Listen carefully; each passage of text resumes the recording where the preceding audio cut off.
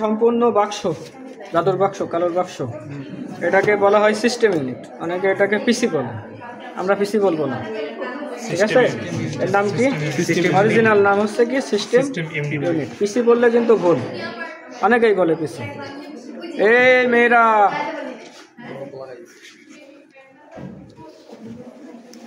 আপনারা কথা বললে এখানে আমি কি কথা বলবো আর এরা শুনবে কি? তাহলে এটার নাম কি? System unit. সিস্টেম ইউনিট খুললে প্রথম এই যে একটা চারকোনা বাক্স দেখা যায়, এটার নাম পাওয়ার সাপ্লাই।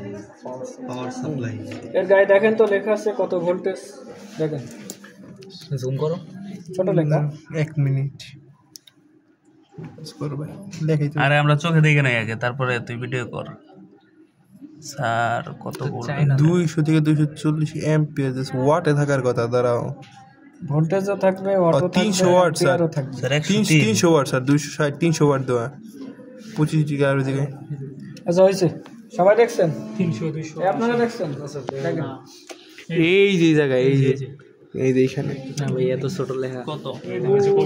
ছোটটা আমি তো কইলাম 260 ওয়াট, 260 আর 300 ওয়াট। স্যার আলাদা ওয়াটেজ কিসের জন্য বললাম?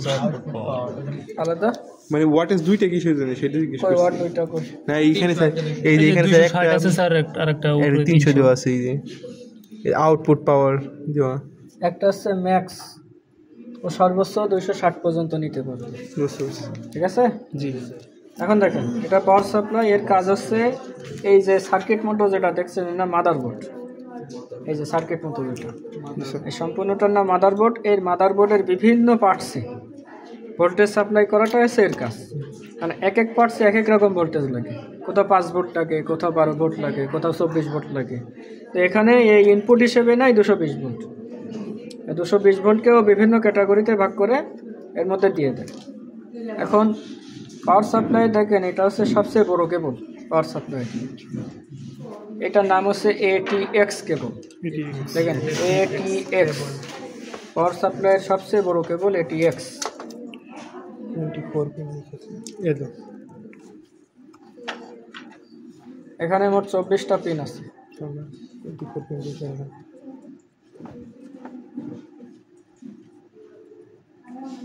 পাওয়ার সাপ্লাই সবচেয়ে বড় কেবল লিখছি স্যার। এটা এখানে কানেকশন দিতে হয়। এই ATX না ATX এর ফুল মিনিং বলে দিব পরে, জায়গা ফাঁকা রাখেন। ATX লিখে দাগ দিয়ে রাখো না তাহলে, ঠিক আছে? ATX লিখে। এরপরে দেখেন, আমরা কুলিং ফ্যান করতেছিলাম, সেই কুলিং ফ্যানে একটা কুলিং ফ্যান। এই কুলিং ফ্যানের নিচে দেখেন সিলভার কালারের একটা পাত আছে, টিনের মতো আছে না? এই সিলভার কালারের যে পাত, এটার নাম হচ্ছে হিট সিঙ্ক। হিট মানে কি? গরম। Hit sync. এই কুলিং ফ্যানটা এই হিট সিঙ্কে ঠান্ডা করে। হিট সিঙ্কের নিচেই আছে প্রসেসর। তাহলে প্রসেসর যখন করে হিট সিঙ্কের সংস্পর্শে থাকে, যদি হিট সিঙ্ক ঠান্ডা হয় তাহলে প্রসেসরও ঠান্ডা হবে নাকি? কুলিং ফ্যান কিন্তু সরাসরি প্রসেসরকে ঠান্ডা করে না, ঠান্ডা করে স্যার। এটা কি সহজে গরম হয়ে যায় না, ঠান্ডা থাকে না? এটা বোঝাচ্ছি আমি। এই হিট সিঙ্কটা তৈরি হচ্ছে অ্যালুমিনিয়ামের।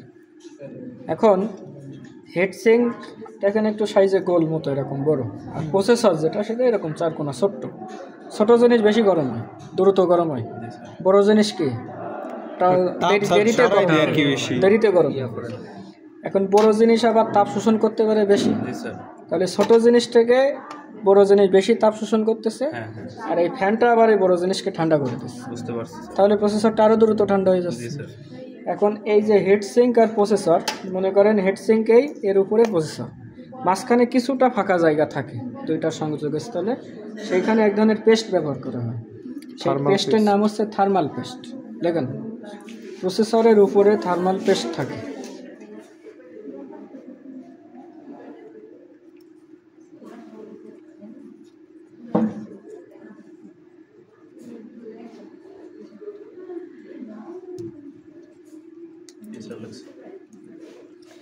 এখন থার্মাল পেস্ট আবার কিভাবে কাজ করে? অনেকে দেখবেন বাসা বাড়িতে যাদের বেশি মাথা যন্ত্রণা করে, এক ধরনের ক্রিম এখানে লাগায়, বাম স্যার কি টাইগার বাম না কি যেন বলে, কি বলে কি জানি স্যার টাইগার যাই বলো, ওটা এখানে লাগালে খুব ঠান্ডা হয়ে যায় কপাল। জি লাগাইছেন কখনো? হ্যাঁ স্যার হ্যাঁ, তা এই যে থার্মাল পেস্ট যেটা, ওটাও ধর্ম একই, ও হালকা বাতাস পাইলে খুব ঠান্ডা হয়ে যায়। তাহলে কুলিং ফ্যান যখন ওকে ঠান্ডা করতেছে, অল্প বাতাস দিচ্ছে, আরও বেশি ঠান্ডা হয়ে যাচ্ছে, মানে প্রসেসর আরও দ্রুত ঠান্ডা হয়ে যাচ্ছে। ঠিক আছে, কুলিং ফ্যান এখানে দুইটা আছে। এটা এই সিস্টেম ইউনিট যে কোম্পানির তৈরি করছে, তাদের মন চাইছে দুইটা দিতে, দুইটা দিছে। কেউ শুধু এই একটা দিয়ে রাখতে পারে, কেউ 6টাও দিতে পারে, কেউ 10টাও দিতে পারে, এটা কোম্পানি অনুসারে। দেখবেন যেগুলো RGB সিস্টেম ইউনিট, এতে আরও ফ্যান বেশি থাকে। এরপরে দেখেন এই যে আমরা র্যাম করি, র্যাম কি মেমোরি? Primary memory. এটা হচ্ছে সেই র্যাম। হাতে দেখেন কত জিবি লেখা ওর গায়ে, পড়েন 4 GB।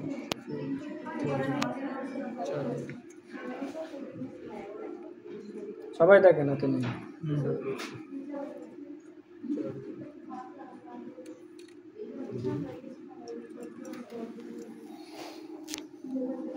র্যামের ফুল মিনিং কি? Random access memory. এই র্যাম লাগানো যে জায়গাটা দেখেন, এখানে দুইটা জায়গা আছে। এই জায়গাটার নাম হচ্ছে র্যাম স্লট। এখন এখানে একটা র্যাম লাগানো আছে 4 GB। আমি যদি 4 GB দুইটা লাগাই, এখানে কয় জিবি হবে? 8 GB দুইটা হলে 16 GB। এভাবে আপনি র্যাম একাধিক লাগিয়ে র্যামটা বাড়িয়ে নিতে পারেন। ঠিক আছে, তবে র্যাম যে একাধিক লাগাবেন তার আগে আপনার খোঁজ নিতে হবে এই মাদারবোর্ড সর্বোচ্চ কত র্যাম সাপোর্ট করে। ধরেন এর সর্বোচ্চ 16 GB সাপোর্ট করলো, একে যদি আপনি 32 GB দেন, এই মাদারবোর্ড কাজ করবে? করবে না। বিষয়টা হবে এমন যে রিক্সাতে আপনি ট্রাকের চাকা লাগিয়েছেন, রিক্সা চলবে? চলবে না। তাহলে মাদারবোর্ড যতটা সাপোর্ট করে ওকে সর্বোচ্চ ততটাই দিতে হবে। ঠিক আছে, এরপরে দেখেন একটা ব্যাটারির মতো কিছু একটা আছে, আছে এটার নাম হচ্ছে বায়োস ব্যাটারি। লেখেন BIOS।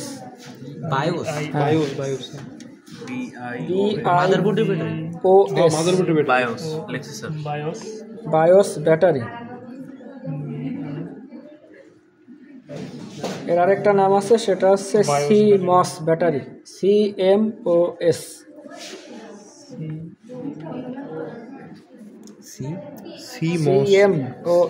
CMOS battery. এর কাজ হচ্ছে কম্পিউটারের সময় এবং তারিখ ঠিক রাখা। বুঝছেন? এই যে আমরা কম্পিউটার বন্ধ করে চলে যাই, সময় তারিখ তো ঠিকই থাকে, চেঞ্জ হয় না? চেঞ্জ হয় না।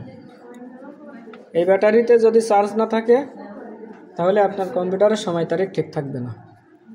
যখনই দেখবেন কম্পিউটার অন করার পরে সময় তারিখ ঠিক নাই, বারবার চেঞ্জ হয়ে যাচ্ছে, বুঝতে হবে যে আপনার এই ব্যাটারি লাইফ টাইম শেষ। এই ব্যাটারি তখন চেঞ্জ করতে হবে। ঠিক আছে, আচ্ছা, এরও কিন্তু ফুল মিনিং আছে, ফাঁকারাই কেন? CMOS। এরপরে কম্পিউটারে হার্ড ডিস্ক ব্যবহার করা হয়। হার্ড ডিস্কটা এখানে তো লাগানো নেই,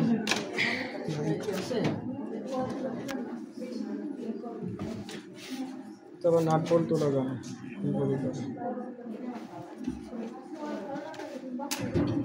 আচ্ছা, হার্ড ডিস্কটা পরে দেখা যাবে। দেখেন হার্ড ডিস্কে এই কেবলটা লাগানো থাকে, এটার নাম হচ্ছে SATA কেবল।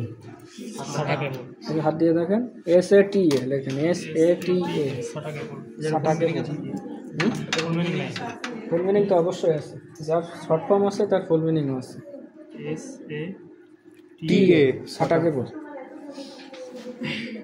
এই SATA কেবলের কাজ হচ্ছে হার্ড ডিস্কে তথ্য আদান প্রদান করা। তথ্য তো সেভ করে জমা রাখতে হয় না? সেই তথ্যগুলো এর মধ্য দিয়ে যায়, হার্ড ডিস্কে যায়, আবার আপনি যখন চান এর মধ্য দিয়ে হার্ড ডিস্ক থেকে আবার ফিরে আসে, মানে এটা যাতায়াতের রাস্তা SATA কেবল। এই SATA কেবলের একটা পুরনো ভার্সন আছে, এটা আপডেট ভার্সন। পুরনো ভার্সনের নাম হচ্ছে পাতা কেবল, PATA, পাতা। যারা তৈরি করছে তারাই নাম দিয়েছে PATA, পাতা কেবল। এটা হচ্ছে SATAর পুরনো ভার্সন, আপডেটটা হচ্ছে SATA।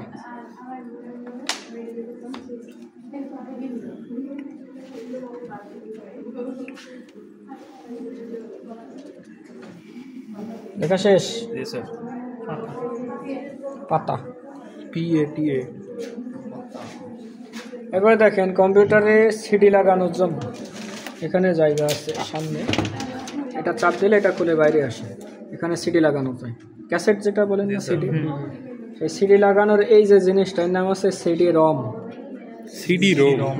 দেখেন সিডি রম, ডিভিডি না, না CD-ROM। সিডি রম, তবে এটা ডিভিডিরও কাজ করে। সিডি রম লাগানো। আপনি কি সিডি আর লিখছেন কেন? লাগানোর জায়গা সিডি রম দাগ দিলে CD-ROM। CDROM।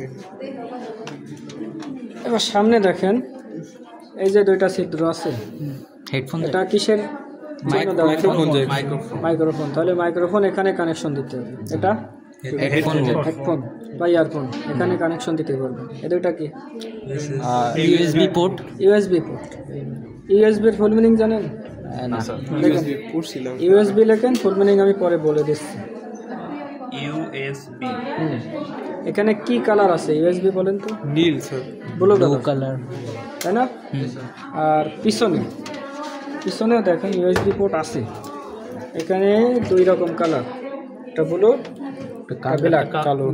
এটার মাঝে পার্থক্য আছে, সেটা আমি পরে বলে দিব স্যার। Universal serial bus. এবার দেখেন এখানেও আবার এই সেই অডিও পোর্ট আছে, এখানেও চাইলে আপনি মাইক্রোফোন লাগাতে পারেন, হেডফোন লাগাতে পারেন। কেউ যদি সামনে দিতে চায় সামনে, কেউ যদি পিছনে এখানে দিতে চায় পিছনে, যার ইচ্ছা সে কোথায় দেবে। এটা হচ্ছে পাওয়ার সাপ্লাইয়ের মেন জায়গা, এখানে 220 ভোল্ট আপনাকে সাপ্লাই দিতে হবে, ঠিক আছে? আর 220 ভোল্ট কানেকশন দিলে আলোটা জ্বলবে। এটা হচ্ছে পাওয়ার এলইডি। এগুলো তো ইউএসবি। এই যে জায়গাটা দেখেন 3 কোণা মতো দেখা যায়, এটার নাম হচ্ছে ইথারনেট পোর্ট। দেখেন Ethernet port, Ethernet port, internet কানেকশনের পোর্ট। হ্যাঁ মানে ল্যান্ড ইথারনেট পোর্ট। ইটি দাদা। এখানে ইন্টারনেট কানেকশন দিতে হয়, কম্পিউটার ইন্টারনেট কানেকশন এখানে দিলেই কম্পিউটার ইন্টারনেট চলে। Ethernet port. এটা নেট কানেকশন। এরপরে এটা দেখেন এই যে ব্লু রং দেখছেন, ব্লু কালার করা এই যে পোর্টটা, এটার নাম হচ্ছে ভিজিএ পোর্ট। ভিজিএ HDMI তো এটা না, অন্যটা ওটা HDMI পোর্ট অন্যটা। VGA এটা আবার বলেন কি? VGA port. হ্যাঁ, কম্পিউটারের মধ্যে কি কাজ হচ্ছে সেটা মনিটরে যাওয়ার জন্য এই পোর্টে কানেকশন দিতে হয়। এই যে মনিটর আছে দেখেন, ওখানে একটা কেবল লাগানো আছে, ওই যে ব্লু রং দেখছেন, ওর এক মাথা ওই মনিটরে দিতে হয়, মনিটরেও এই পোর্ট আছে, আর ওই কেবলের আরেক মাথা এখানে দিতে হয়, ভিজিএ পোর্ট। এই কানেকশন ঠিকঠাক না হলে মনিটরে আপনি কিছুই দেখতে পাবেন না, ঠিক আছে? ভিজিএ পোর্টের আপডেট ভার্সন হচ্ছে এটা HDMI পোর্ট। এই যে দেখেন পাশে এই যে একটা ইউএসবির মতো, কিন্তু ইউএসবির থেকে একটু বড় চওড়া, দেখেন HDMI পোর্ট। এই গল্প করে কারা? এত মহিলা মানুষ। এই যে স্যার গল্প করতেছে। এই যে মহিলা মানুষ এক জায়গায় হলে গল্প হবেই, সাংসারিক গল্প যত আছে। বললাম যে চুপচাপ থাকেন, আমার কেন বারবার আপনাদের বলা লাগবে? ছোট মানুষ আপনারা, বলেন দেখে একটু সরেন তো, কথা বলি। আপনারা কি ছোট মানুষ? তাহলে বারবার নিষেধ করা কেন লাগে? একবার বলছি যে থামেন, সাইলেন্ট থাকেন, কেন কথা বলা বারবার নিষেধ করা কেন লাগবে? 1 2 তে তো পড়েন না আপনারা, যাই বারবার এসে কয়েকজনের পিটাই যাব। ঠান্ডা হন। অ্যাডাল্ট হয়েছেন, অ্যাডাল্টের মর্যাদা রাখেন। এরপরে কি?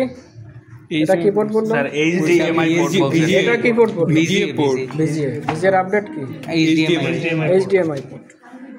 তাহলে আপনি মনিটরেও এটা দিয়ে কানেকশন দিতে পারেন, ভিজিএ দিয়েও এটা দিয়ে কানেকশন দিতে পারেন, আপনার যেটাতে ইচ্ছা সেটা দিয়ে আপনি কানেকশন দিতে পারেন, ঠিক আছে।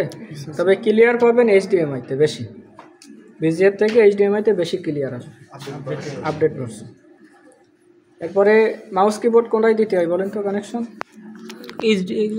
ওইগুলো দিলেও হয়। এইচডিএমআই না সরি মানে ইউএসবি-তে। ইউএসবিতে, হ্যাঁ স্যার, মাউস কিবোর্ড তো ইউএসবি পোর্ট। আপনি যদি মোবাইলে কেবল লাগাতে চান সেটাও এখানে এখানে স্যার। USB port. এবার ইউএসবি আবার হচ্ছে এখন আপডেট জিনিস। এই ইউএসবি যখন আসে নাই বাজারে, আবিষ্কার হয় নাই, তখন এই দুইটা পোর্ট ব্যবহার করা হয়। এটা কি? এই দুইটার নাম PS2 পোর্ট। দেখেন এই যে মাউস আঁকানো আছে, কিবোর্ডও আঁকানো আছে, ঠিক আছে। এখানে অনেকগুলো সিদ্ধরও আছে। আর এখানে স্যার কিবোর্ড আগানো আছে, শুধু মাউস নাই তো। কি এই যে কিবোর্ড এটা আগানো। কিবোর্ড না, ওটা ইউএসবি দিয়ে সবগুলারে বোঝায়। ও আচ্ছা। এখন দেখেন এই যে PS2, এই PS2-তে মাউস আর কিবোর্ড এখানে কানেকশন দিতে হতো এবং ওখানে অনেকগুলো পিন থাকতো ছোট ছোট। এই যে কানেকশন দিতে গিয়ে যদি কোনো একটা পিন বেঁকে যেত বা ভেঙে যেত, ওই মাউস আর কাজ করতো না বা ওই কিবোর্ড নষ্ট হয়ে যেত।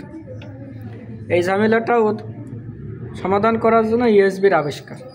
ইউএসবিতে কোনো ঝামেলা আছে কোনো পিনের? আপনি কানেকশন দিবেন, উল্টা দিলেও ঢুকবেই না, এর মধ্যে ঢুকবে না স্যার, কোনো পিন ভাঙার সমস্যা নেই, কিছু নাই।